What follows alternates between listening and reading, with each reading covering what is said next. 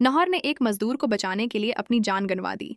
तभी रूही और दादी नहर को अस्पताल लेकर आए, क्योंकि जब नहर मजदूरी का काम कर रहा होता है तो वहीं दूसरी तरफ दादी रूही को नहर से दूर करने के लिए एक बहुत बड़ी चाल सोच रही होती हैं। अब दादी को ये तो समझ आ गया था कि नहर और रूही को अलग करना इतना भी आसान नहीं है जितना वो समझ रही थीं।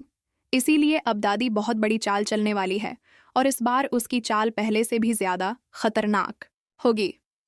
उधर नहर सुबह से ही मेहनत मजदूरी करने के लिए निकल गया था। वो कुछ मजदूरों के साथ जमीन के अंदर एक बहुत गहरी सुरंग में काम कर रहा होता है। ये सुरंग बहुत खतरनाक और तंग थी। चारों तरफ अंधेरा, दम घटने वाली हुआ और ऊपर से मिट्टी का भारी बोझ था। मजदूर टार्च की रोशनी में एक एक पत्थर हटाकर रास्ता साफ करने की कोशिश कर रहे थे। नहर भी उनमें से एक था। इसका पूरा जिस्म पसीने से शराबूर हो चुका था, लेकिन फिर भी वो हिम्मत नहीं हार रहा था। तभी अचानक सुरंग की मिट्टी हिलने लगती है और ऊपर की दीवारों में दरारें पड़ने लगती हैं। ये देखकर मजदूरों के पैरों तले जमीन खसक जाती है। सब मजदूर अपनी जान बचाने के लिए ऊपर की तरफ भागने लगते हैं। नहर भी उनके साथ दौड़ने लगता है, लेकिन तभी उसकी नज़र पीछे फंसे हुए एक मजदूर पर पड़ती है। वो मजदूर एक बड़े पत्थर के नीचे दबा होता है और चीख चीख कर मदद मांग रहा होता है। बाकी मजदूर उसकी परवाह किए बगैर बाहर भाग जाते हैं, लेकिन नहर वहीं रख जाता है। इसका दिल उसे मजबूर करता है कि वो इस आदमी को बचाए। नहर जानता था कि अगर वो वापस गया तो इसकी अपनी जान भी खतरे में पड़ जाएगी, लेकिन फिर भी वो बगैर सोचे समझे इसी सुरंग में लौट जाता है। वो मिट्टी और पत्थर हटाकर इस मजदूर को आज़ाद करता है और उसे अपनी गोद में उठाकर बाहर की तरफ दौड़ने लगता है। लेकिन जैसे ही वो थोड़ा आगे बढ़ता है, सुरंग तेजी से टूटने लगती है। ऊपर से भारी पत्थर गिरने लगते हैं, मिट्टी बरसने लगती है। नहर के माथे पर पसीना छलक पड़ता है और उसके होश उड़ जाते हैं।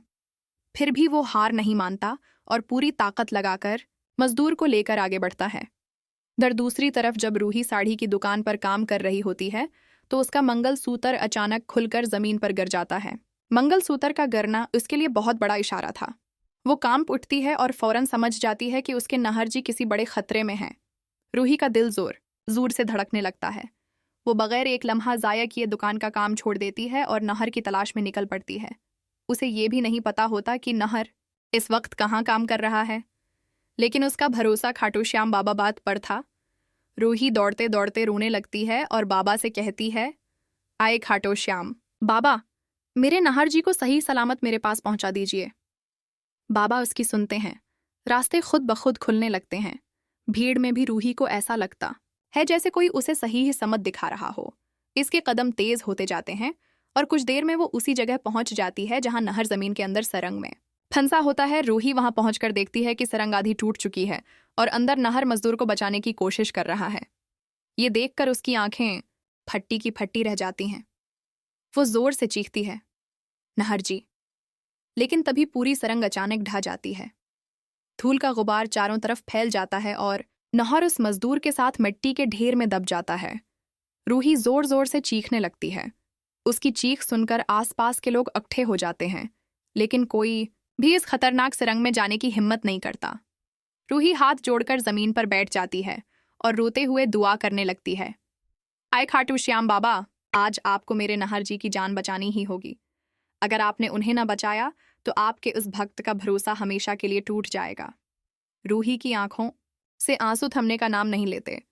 तभी अचानक मौसम बदल जाता है। आसमान में काले बादल छा जाते हैं। तेज हवाएं चलने लगती हैं। बिजली चमकने लगती है और जोरदार बारिश शुरू हो जाती है।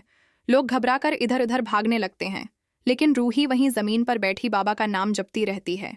ये किसी चमत्कार से कम नहीं था। बारिश की वजह से मिट्टी का दबाव कुछ कम हो जाता है और अचानक नहर मजदूर को अपनी बानाहों में उठाए सुरंग से बाहर निकल आता है। उसका चेहरा जख्मी था, कपड़े मिट्टी से भरे हुए थे, लेकिन उसकी सांसें चल रही थीं। नहर को जिंदा देखकर रूही की खुशी का ठिकाना नहीं रहता। वो दौड़ कर नहर को गले लगा लेती है और फूट फूट कर रोने लगती है। आसपास खड़े लोग भी उस चमत्कार को देखकर हैरान रह जाते हैं। नहर और रूही खुशी खुशी अपने छोटे से घर लौट आते हैं। घर पहुंचकर रूही नहर को बैठाती है, इसके जख्म साफ करती है और आंसू भरी आंखों से पूछती है, नहर जी, आपने मुझसे झूठ क्यों बोला? आपने कहा था कि आप किसी कंपनी में काम करते हो,